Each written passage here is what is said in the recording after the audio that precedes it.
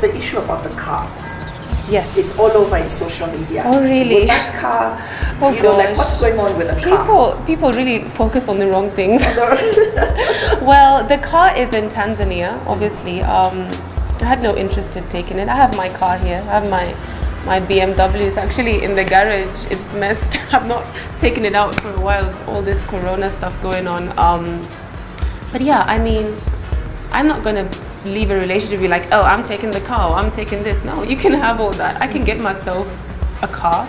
I can get myself what I need. I see myself as a strong woman. I think, like you said, it's something every woman goes through.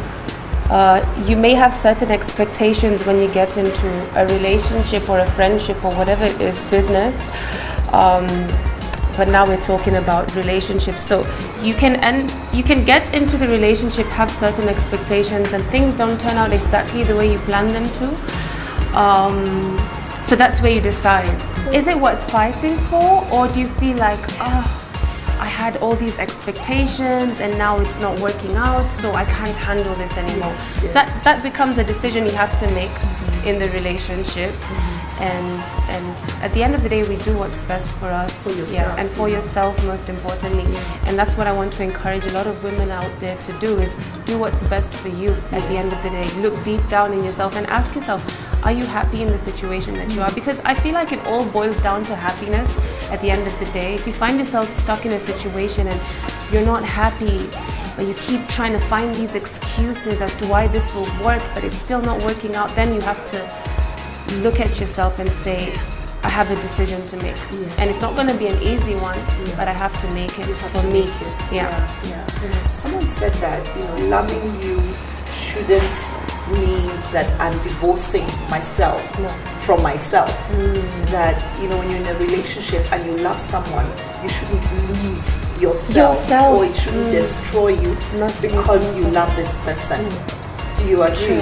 I agree, and I can say that I've been in 3 serious, or I would say 2 serious relationships in my life, and I learned something from all those relationships. So I never have regrets regardless. I would never say, oh, I regret this happening. No, everything happens for a reason, and it's never a failure, always a lesson at the end of the day. But like you said, a lot of women tend to, including myself, I've been there. You enter this relationship and you slowly lose yourself in that relationship. And that's where you start getting comfortable. And when you get comfortable in a relationship, it's actually not a healthy thing. It's not a good thing, because every individual should have their own personal lives, their own careers going on, their own dreams, but still be compatible together, still complement one another, you know. And women, especially in our African culture, I'm glad things are changing now and times are changing, because we live in a conscious era, like my manager likes to tell me, and we live in a female era, and people are women are starting to now slowly know their value. But unfortunately, there's still a lot of women stuck thinking that as a woman, I need to do what my man wants, you know. I need to be the perfect wife, you know, take care of the kids. That's what every woman should do. Submit, you know. I like that you mentioned submit, you know. But if you really look at it from a logical perspective and not an emotional perspective, that can end up being really toxic. It can be abuse. It ends up being abuse. It can be abuse. And you know, for you, because you are also in a relationship with Diamond, who's, I guess, you know, a really big star, you know. Did you ever feel that you were losing yourself to his public persona and his world that is so huge? And did you have to keep reminding yourself, this is Tanasha, this is what Tanasha wants, this is what Tanasha feels, beyond the huge, you know, public person that he is? True. Yes, at some point I was a bit lost, I would say, because now there's a child involved. Yes. And now I'm thinking of my son, you know, not only me. I have to think of my son. I don't want my son to grow up without a father. I'm really trying to fight for this relationship, but I can't be the only one fighting. Yes. So I had to think of what's best for me and my son too, you know. But then towards the end, things were getting rocky. Things got rocky for a while now. I would say 6 months, but we were still trying to see how we can make it work. And then it got to a point where you feel like the other person has just lost interest. And it's not because of anything emotional. I would say it's because of not living up to certain expectations he had in the relationship. It's nobody's fault. Hey, everyone's wired the way they are, you know. And when you don't live up to this person's expectations, for some people it's not easy to handle, you know. Some people, they feel like, you know what, I already have so much going on in my mind, I can't handle this because I had this expectation. For some people it's not easy to handle. For some people it's okay. You'll be like, okay. But I would say that's where things started going down, because I wanted to really be my own person as well as be in this relationship. When you love yourself, you'll be able to love in a relationship. You'll be able to love your family, your child. So it's self-love. It's self-love that I taught myself out of this, and less expectations for sure.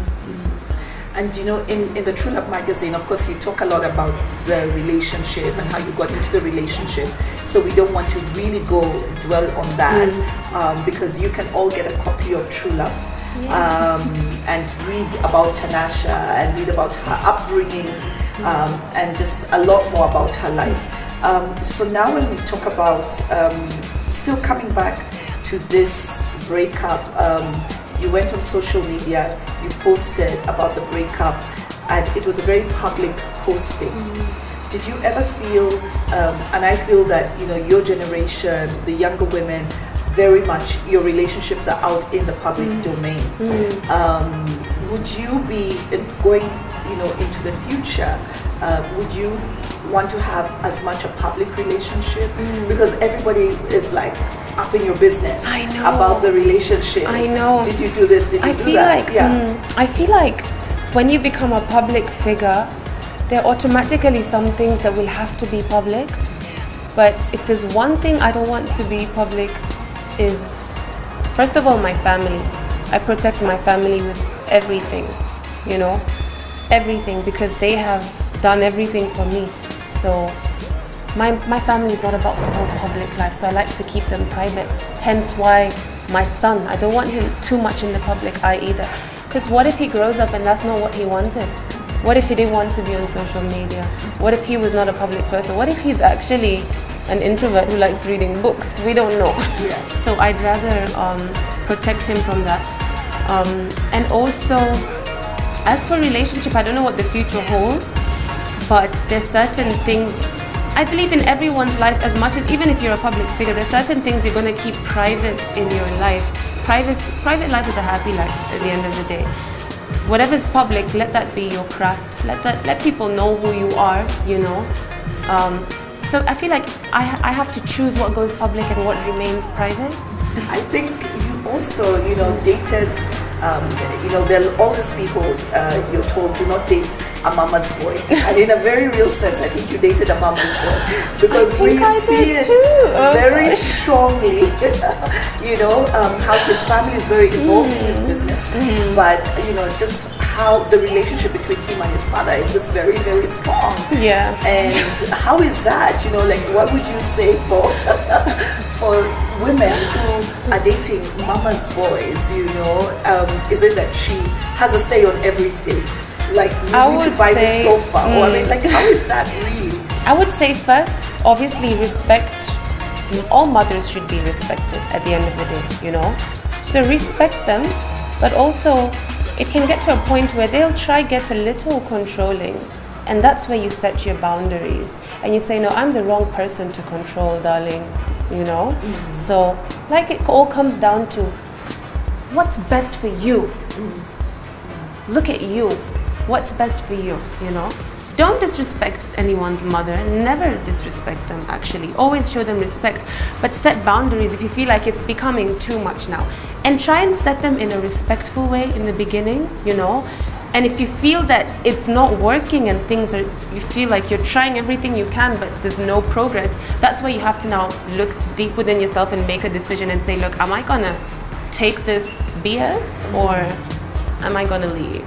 He or she should also take initiative and say, hey, look, this is my woman, this is my man, you know, and do not cross certain boundaries, you know, or do not make her feel uncomfortable, and vice versa, you know. So there's